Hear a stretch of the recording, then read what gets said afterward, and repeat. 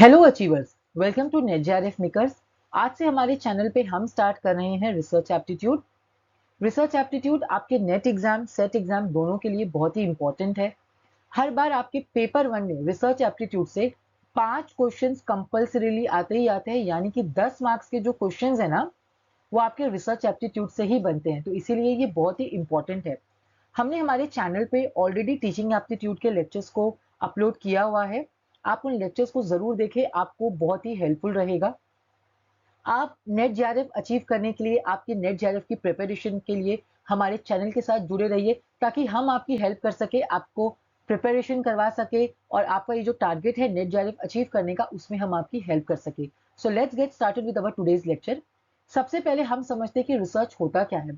तो देखो, अगर हम इजी वे में इसको समझेंगे ना, तो रिसर्च का मतलब होता है खोज करना, यानी किसी चीज के बारे में खोजना, किसी चीज के बारे में फाइंड आउट करना। अब हम रिसर्च में क्या खोजते हैं, रिसर्च करके हम क्या खोजना चाहते हैं? तो हम यहाँ पे खोजना चाहते हैं किसी प्रॉब्लम का सल्यूशन। ठीक है। अब एक चीज आप याद रखना, रिसर्च में आपको हर जगह ये प्रॉब्लम वर्ड लिखा हुआ मिलेगा।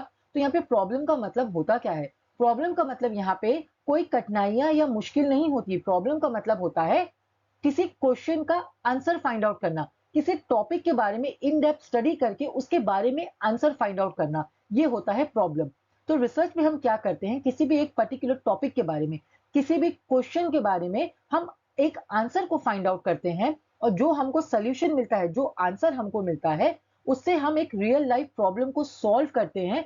और जो भी हमको सोल्यूशन मिला है, इसको हम जर्नलाइज कराते हैं, यानी कि यूनिवर्सली एप्लीकेबल कराते हैं, ताकि दुनिया का हर व्यक्ति इस सोल्यूशन का इस्तेमाल कर सके, और इसको इस्तेमाल करने के बाद वो अपनी भी प्रॉब्लम का सोल्यूशन फाइंड आउट कर सके।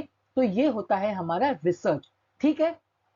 अब हम टेक्सुअली रिसर्च के बारे में क्या लिखा गया है, हम उसको भी समझते हैं। देखो, रिसर्च क्या है? It is a process of purposeful systematic structured inquiry and investigation for finding solution to a problem. Research क्या है? रिसर्च एक पर्पसफुल एक्टिविटी है। हम इसको पर्पसफुल क्यों बोलते हैं? देखो, रिसर्च ना आप किसी को जबरदस्ती मार के नहीं कर बोल सकते हो कि उठो जाओ जाओ रिसर्च करो, नहीं। रिसर्च एक पर्पसफुल एक्टिविटी, यानी कि ये आपके अंदर आती है क्यूरियोसिटी की वजह से। It is a way of thinking, आपकी सोच कि भाई हाँ, मुझे किसी क्वेश्चन का आंसर फाइंड आउट करना है, या आपके अंदर क्वेश्चनिंग चल रही है कि ऐसा क्यों हो रहा है, why it is like this, ऐसा क्यों नहीं है। फॉर एग्जाम्पल, ग्रेविटी दुनिया में हमेशा से मौजूद थी, ठीक है, लेकिन न्यूटन की वे ऑफ थिंकिंग ने उनको ग्रेविटेशनल फोर्स जो है उन्होंने डिस्कवर किया, फाइंड आउट किया, और उसका बेनिफिट दुनिया में सबको मिल रहा है। तो क्या था, ये एक पर्पसफुल एक्टिविटी है। हम इसको सिस्टमैटिक क्यों कहते हैं? क्योंकि रिसर्च का मतलब ये नहीं होता कि आप रात में सोए एंड सुबह उठ के बोल रहे मम्मी मैं रिसर्च करने जा रही हूँ, नहीं। यहाँ पे you have to follow some steps, कुछ मेथड्स होते हैं, कुछ रूल्स होते हैं जो आपको स्टेप बाय स्टेप फॉलो करना होता है। ठीक है। It is a structured inquiry and investigation. हम रिसर्च को स्ट्रक्चर्ड इंक्वायरी क्यों कहते हैं? क्योंकि देखो, रिसर्च में क्या होता है, आप पर्पसफुली किसी क्वेश्चन का आंसर फाइंड आउट करना चाहते हो, है ना। यानी एक आपका ऑब्जेक्टिव सेट होता है कि नहीं, मुझे इस टॉपिक के बारे में इन डेप्थ स्टडी करके मुझे ये मालूम करना है। तो यहाँ पे एवरीथिंग इज प्री प्लान। ठीक है, इसलिए हम इसको स्ट्रक्चर इंक्वायरी कहते हैं। अब हम ये समझते हैं कि हम रिसर्च क्यों करते हैं, why we do research, research क्यों किया जाता है। तो देखो, रिसर्च करने का मेन पर्पस क्या होता है? सबसे पहला, टू डिस्कवर न्यू नॉलेज, किसी न्यू नॉलेज को डिस्कवर करना। जैसे कि देखो, मोबाइल फोन, दुनिया में पहले मोबाइल फोन नहीं था, एक न्यू मोबाइल फोन डिस्कवर किया गया फर्स्ट टाइम, ये एक न्यू नॉलेज हो गई। या फिर हम क्यों करते हैं? एडवांसमेंट के लिए, यानी कि नॉलेज को अपग्रेड करने के लिए। जैसे आज आज भी मोबाइल फोन है, लेकिन आज कैसा स्मार्टफोन यूज हो रहा है। तो ये क्या हो गया? मोबाइल फोन का एडवांसमेंट। ये रिसर्च करने से ही हमको पता चला कि भाई स्मार्टफोन भी हो सकता है। ठीक है। या फिर हम रिसर्च करते हैं गैप्स फिल करने के लिए। क्यों करते हैं? पुरानी नॉलेज में कुछ भी अगर हमको लगती कि भाई कोई गैप्स है, उस गैप को फिल करने के लिए। फॉर एग्जाम्पल, देखो, हमने ब्लूम्स की टैक्सोनॉमी हमारी टीचिंग एप्टीट्यूड में पढ़ी है। उसमें बेंजामिन ब्लूम ने ब्लूम टैक्सोनॉमी में हमको कॉग्निटिव डोमेन के बारे में दिया था। ठीक है।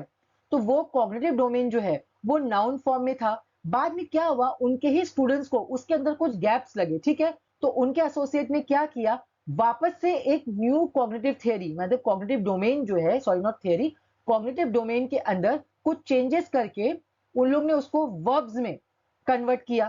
तो क्या हो गया, ये गैप्स फिलिंग हो गई। ठीक है। तो रिसर्च इसलिए किया जाता है। तो it is a systematic and methodical journey.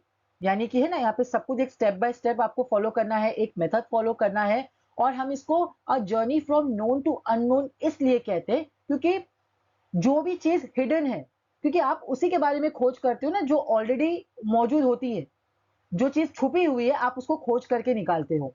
It is always scientific in nature. देखो रिसर्च ना हमेशा साइंटिफिक इन नेचर होता है। अब यहाँ पे साइंटिफिक इन नेचर का मतलब ये नहीं कि रिसर्च आप सिर्फ साइंस की ही फील्ड में कर सकते हो, नहीं। रिसर्च तो हर फील्ड में होता है, चाहे वो एजुकेशन फील्ड हो, चाहे वो सोशल साइंस की फील्ड हो। यहाँ पे साइंटिफिक इन नेचर का बोलने का मतलब है क्योंकि ये एक स्टेप फॉलो करता है, मेथड्स फॉलो करना पड़ता है, एक प्रोसीजर होता है जो आप फॉलो करते हो, ठीक है। इसलिए हम इसे साइंटिफिक इन नेचर कहते हैं। I hope it is clear. So next हम डिस्कस करते हैं पर्पस या ऑब्जेक्टिव्स ऑफ रिसर्च। तो ऑब्जेक्टिव्स ऑफ रिसर्च क्या होते हैं कि जो हम रिसर्च कर रहे हैं उससे हमको क्या ऑब्जेक्टिव अचीव करनी है, उसके पीछे करने का क्या पर्पस है, ठीक है। तो देखो हम कुछ ऑब्जेक्टिव्स को यहाँ पे जो रिसर्च की सबसे जो ऐसे तो बहुत सारी ऑब्जेक्टिव्स है लेकिन कुछ इंपॉर्टेंट ऑब्जेक्टिव्स है, हम उसको डिस्कस करते हैं। तो सबसे पहले देखो, to gain familiarity with a phenomenon और to achieve new insights into it. अब ऐसे सिचुएशन जहां पे हमको कुछ भी आइडिया नहीं है, यानी कि ये एकदम न्यू सिचुएशन है जहां पे हमको फ्रॉम स्क्रैच नॉलेज को एक्सप्लोर करना है। आज से पहले किसी ने इस बारे में स्टडी ना किया हो, ये एकदम न्यू सिचुएशन है, फ्रेश सिचुएशन है, जिसके बारे में हमको एकदम न्यू इन डिटेल फ्रेश से स्टडी करना है। तो इसके लिए हम रिसर्च करते हैं, ठीक है, या इस चीज को बताने के लिए रिसर्च करते हैं। फॉर एग्जाम्पल जैसे जब कोविड नया नया आया था, कोरोना, किसी को भी आइडिया नहीं था ना कि कोविड क्या होता है, कोरोना क्या होता है। तो क्या कि हमने नॉलेज को एक्सप्लोर किया, कोविड के बारे में हमने बहुत सारी छानबीन करी, एक्सप्लोर किया उसके बारे में, देन वी गॉट आइडिया कि हाँ भाई क्या होता है, ठीक है।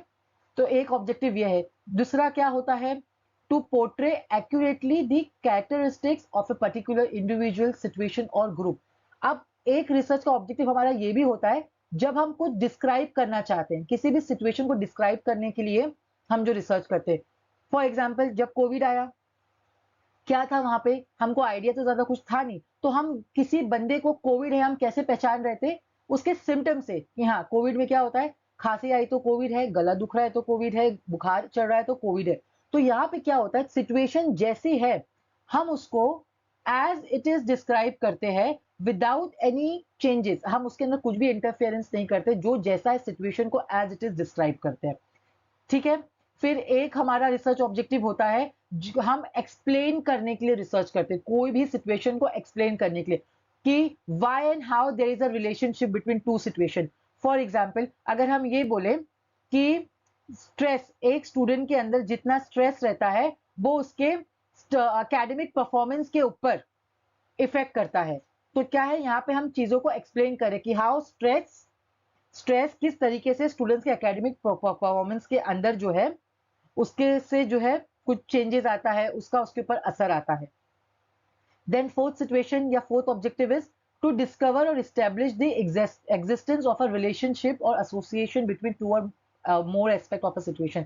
किसी भी दो सिचुएशन के बीच में क्या रिलेशनशिप है वो बताने के लिए हम रिसर्च को करते हैं, या फिर कोई भी चीज की फ्रीक्वेंसी को बताने के लिए हम रिसर्च करते हैं। जैसे कि मान लो अगर हमको ये बताना है कि एडवर्टाइजमेंट एंड सेल दोनों के बीच में, सेलिंग एंड एडवर्टाइजमेंट के बीच में क्या रिलेशनशिप है, ठीक। तो ये कुछ पर्पस ऑफ रिसर्च है। नेक्स्ट हम डिस्कस करते हैं various terms related to research, यानी कि रिसर्च को कभी कभी इन नामों से भी बुलाया जाता है, तो हम इसको डिस्कस करते हैं। सबसे पहला इज डिस्कवरी। डिस्कवरी का मतलब क्या होता है, finding out something which is already in existence, यानी कि ऐसी चीज को फाइंड आउट करना जो ऑलरेडी मौजूद है लेकिन हमें पता नहीं होती, ठीक है। फॉर एग्जाम्पल ग्रेविटी, ग्रेविटी हमेशा से दुनिया में मौजूद थी लेकिन हमें उसके बारे में पता नहीं था, हमें इसको किसने डिस्कवर करके दिया, न्यूटन ने, ठीक है। जैसे कि देखो डिस्कवरी चैनल होता है, एनिमल प्लैनेट, उसके अंदर कितने सारे अलग अलग किस्म के जानवर, इंसेक्ट्स वगैरह दिखाए जाते हैं जो जो दुनिया में मौजूद है लेकिन हमें पता नहीं है, ठीक है। तो ये डिस्कवरी से हमको उन चीजों के बारे में पता चलता है।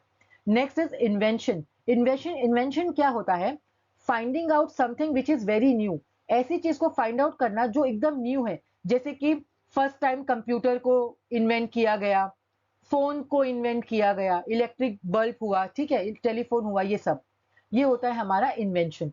इनोवेशन क्या होता है, इनोवेशन को हम अपग्रेडेशन भी बोलते हैं, या आप इसको एडवांसमेंट भी कह सकते हो। इसमें क्या होता है, देखो कंप्यूटर क्या है, जब ये फर्स्ट टाइम कंप्यूटर बना ये इन्वेंशन है, लेकिन आज हम लैपटॉप यूज कर रहे हैं, हम सुपर कंप्यूटर यूज कर रहे हैं, ये क्या हो गया है?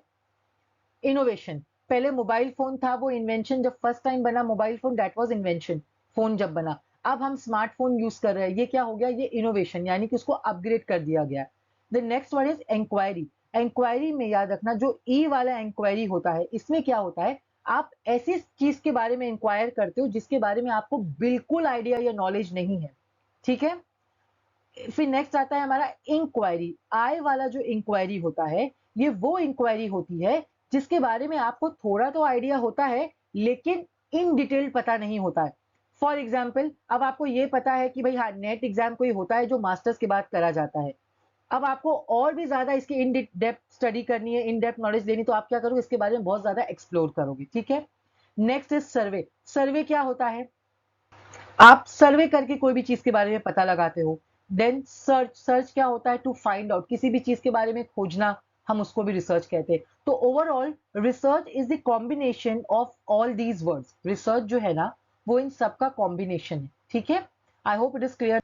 लास्ट हम जल्दी से कुछ प्रीवियस ईयर क्वेश्चंस को, रिसर्च के जो आज हमने पढ़ा है उससे रिलेटेड क्वेश्चंस को सॉल्व करते हैं, जिससे आपका क्या है, रिवीजन भी हो जाएगा एंड आपको भी समझ आ जाएगा कि किन टाइप्स के क्वेश्चंस पूछे जाते हैं। तो सबसे पहला इज रिसर्च। रिसर्च क्या है? Research is a purposeful systematic activity, correct. Next, which of the following statement is not correct, यानी कि जो चार ऑप्शंस हमको दिए हैं इनमें से कौन सा स्टेटमेंट करेक्ट नहीं है। तो पहला स्टेटमेंट देखो क्या बोलता है, a researcher is expected to be a well read person. भाई ऑब्वियस है, research should be a well read person. ऐसे थोड़ी कि कोई भी उठ के रिसर्च करने चला जाएगा, उसको कुछ तो मालूमात होनी चाहिए। तो ये तो हमारा स्टेटमेंट करेक्ट है। One research gives birth to another research. Obvious है, आप जो एक रिसर्च करोगे, रिसर्च को देखो हमें ना हमेशा साइक्लिकल कहते हैं। क्यों? आपने एक रिसर्च किया, हमने पढ़ा है ना कि रिसर्च के गैप्स को फिल करते हैं, तो एक रिसर्च हमेशा दूसरे रिसर्च को जो है ना बर्थ देता है, ये भी स्टेटमेंट सही है। All researches contribute to existing knowledge. जो भी रिसर्च आप करते हो आपको उससे क्या मिलता है, जो भी जो प्रॉब्लम का सोल्यूशन मिलता है, यानी आपको नॉलेज ही गेन हो रही है, तो ये भी सही है। A good researcher is a nice person. ये जरूरी नहीं है कि एक रिसर्चर को नाइस पर्सन होना चाहिए, ठीक है। सो यहाँ पे the answer is D, okay. Next is the depth of any research can be judged by. Research की डेप्थ को हम किस तरीके से जज कर सकते हैं? From the title of the research? नहीं। Objectives of the research, total expenditure on the research, duration of the research. So the correct answer here is objective. देखो रिसर्च क्या है, हमने पहले ही पढ़ा, रिसर्च एक का एक ऑब्जेक्टिव होता है कि भाई एक गोल होता है कि हम ये रिसर्च करके कौन से प्रॉब्लम का सोल्यूशन फाइंड आउट करना चाहते हैं, हम क्या अचीव करना चाहते हैं। तो आपके रिसर्च की डेप्थनेस कैसे मालूम पड़ती है? उसके ऑब्जेक्टिव से।